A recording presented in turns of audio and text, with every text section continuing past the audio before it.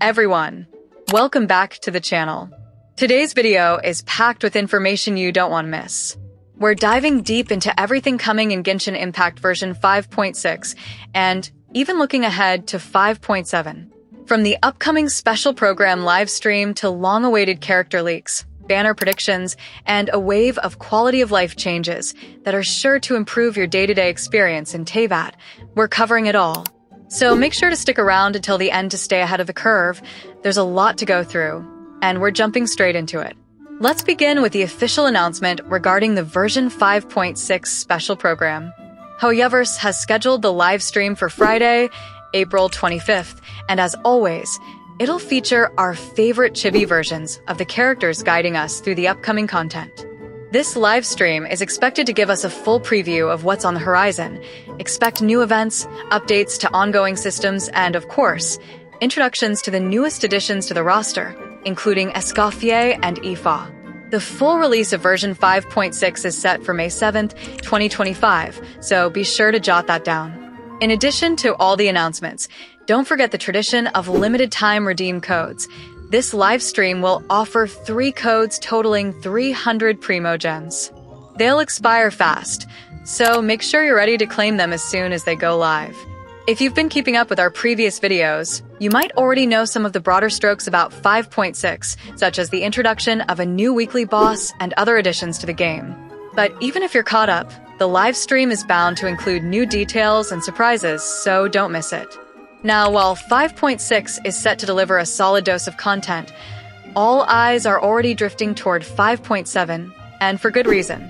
Shortly after version 5.6 goes live, you can expect the usual cycle to repeat itself. Leaked footage of upcoming character animations will begin surfacing online, usually within the first day or two. At this point, these early leaks have become so consistent that they almost beat Hoyoverse to the punch, often appearing before the official drip marketing even kicks in.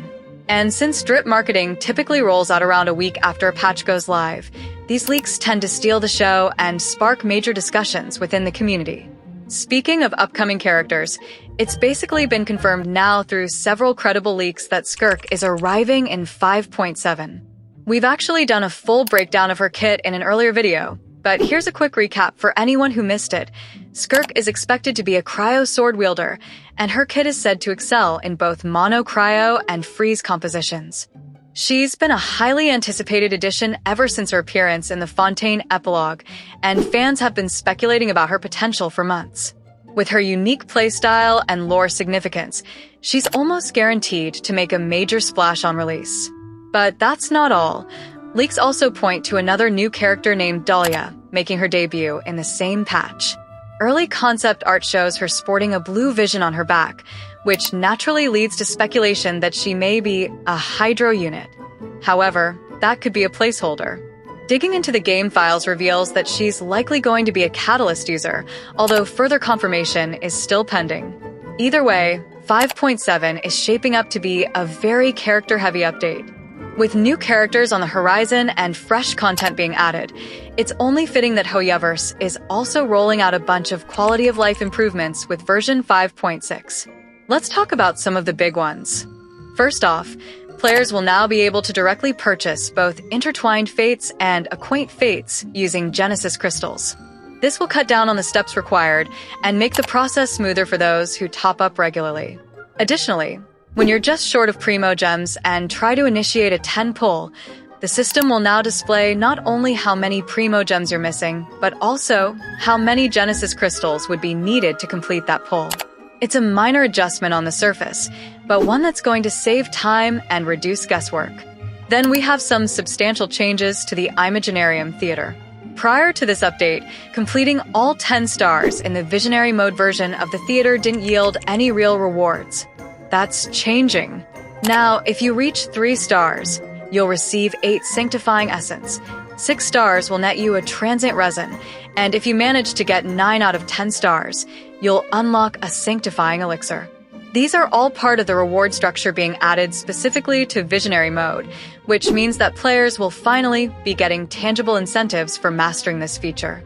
Another great update is aimed at mobile players. Starting with 5.6, the game will offer 2 download options. one for full resource download and one for basic download. If you choose the basic option, you'll need to manually download additional files later for things like story quests or hangout events.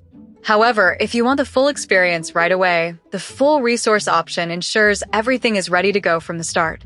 To complement this, a new storage optimization system is being added as well.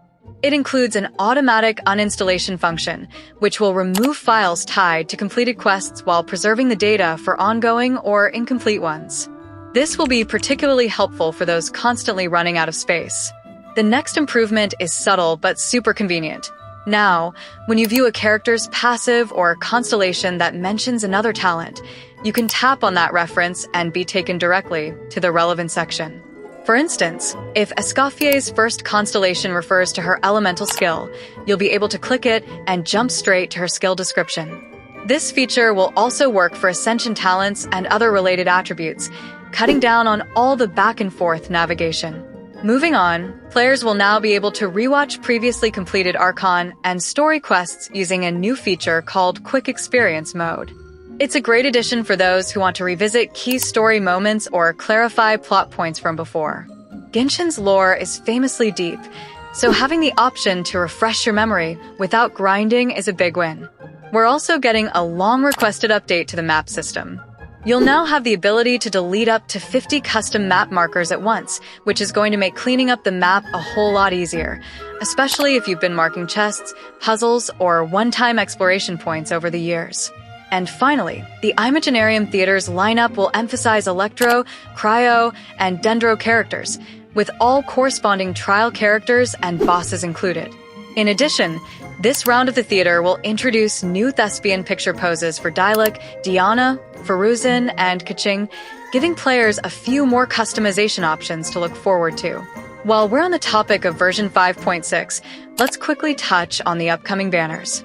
In the first half, players can expect to see the debut of Escopier, a 5-star cryo unit, accompanied by Aoife as a new 4-star character. Alongside them, Kinich is making a return as part of the rerun pool.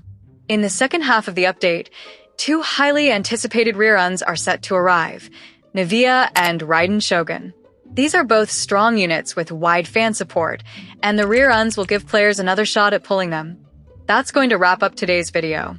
With Skirk and Dahlia already turning heads ahead of 5.7, a whole batch of game-enhancing updates in 5.6, and the players getting a fresh layer of challenge, there's a lot to be excited about. I'll be covering every development as it happens, so if this video helped you out or kept you informed, make sure to hit that like button, subscribe for more updates, and tap the notification bell so you don't miss anything new. Thanks so much for watching, and I'll see you all in the next one. All right, now we're talking.